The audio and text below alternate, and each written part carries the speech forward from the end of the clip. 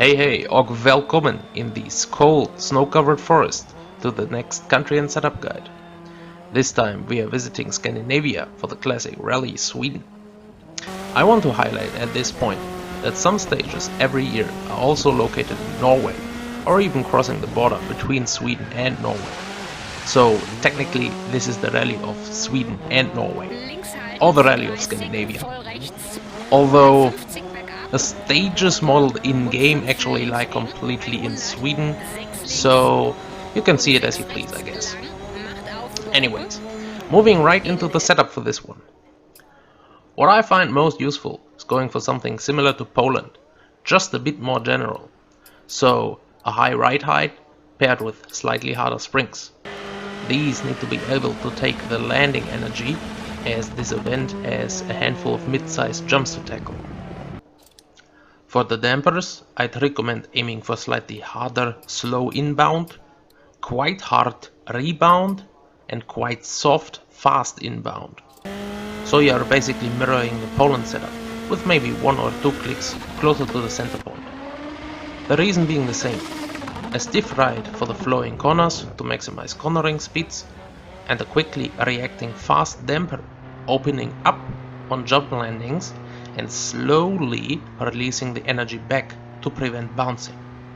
Check out the Poland video for more details on this.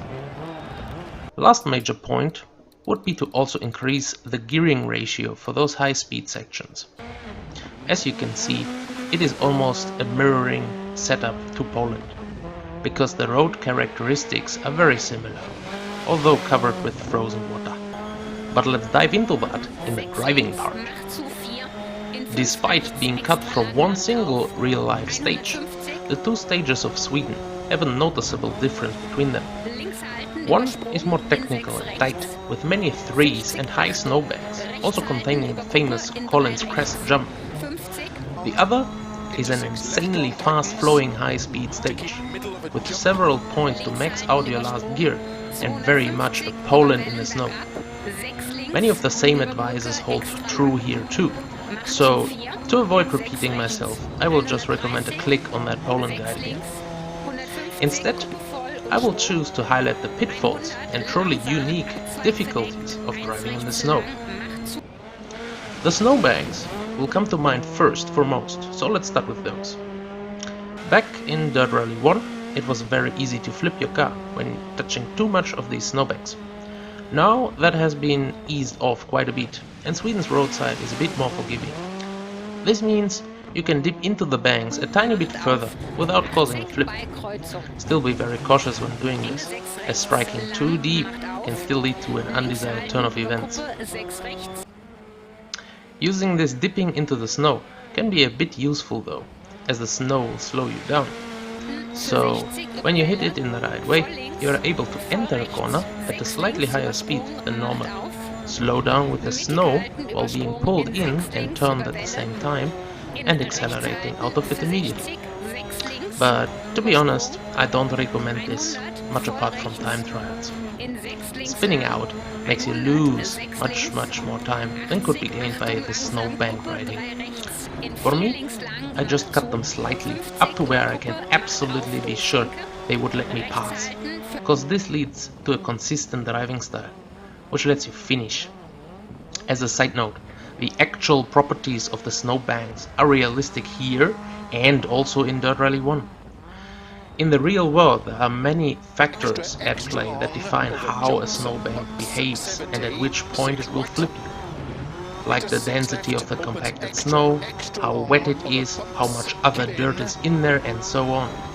So, not relying on a specific density is also good practice for real life, as you couldn't and shouldn't do that in a real snow rally too.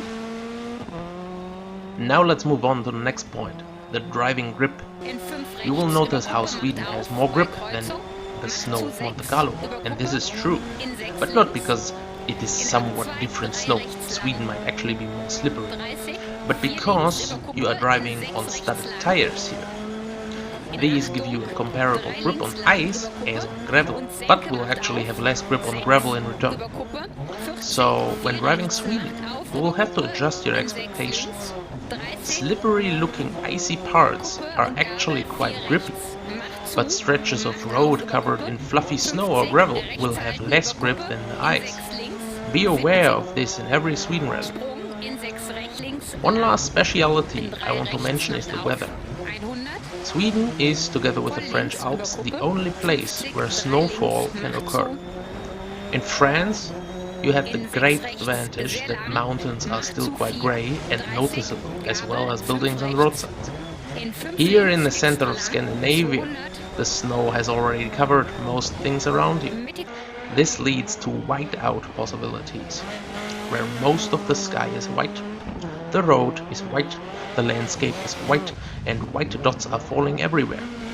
Recognizing the road becomes increasingly difficult then. I find it actually easier to drive nighttime during heavy snow here than doing the same during daytime, simply because the darkness and defined headlight beam makes it easier to see obstacles than the white doom during snowy daytime. So keep this in mind and adapt to the weather, the snowbanks and the grip levels for Sweden. Fuse this to a driving style from Rally Poland and you will improve greatly on this 200 kph ice skate park. And as I mentioned many times already, manage the risk to finish first. First you have to finish. Maybe leave a like and consider subscribing. Well, you know how YouTube works. I'm also looking for more suggestions if you are interested in setup guides for specific car classes. Well, see you again on the other side of the planet when I will cover the Rally of New Zealand. Until then, cheers and skål!